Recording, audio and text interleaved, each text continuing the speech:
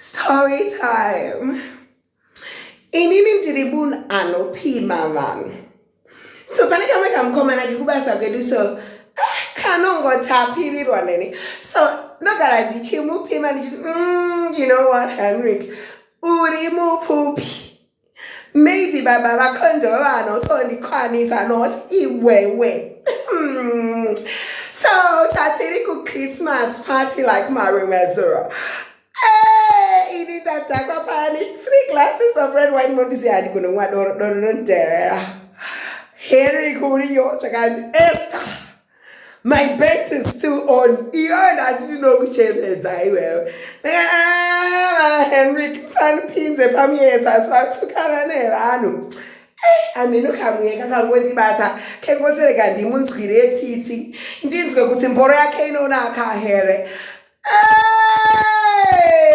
Jehovah.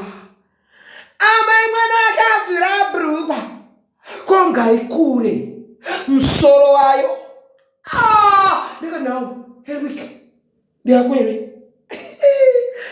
Ndakaita kufuga mama mwana. Ndakaidya nguwa pfupi so. Ndakataiwa ndikuda kuti uipinze ukati. Akaisa musoro wayo ndakati kuti pa. Ndakandiendiriki beche rangu radambuka. Zvikanzi no worry now. Just adjusting. Akoti kubvuka bva. Nana sinchi kutswambo.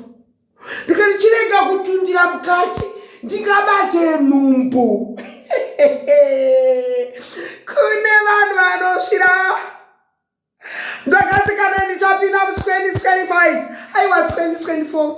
God is good.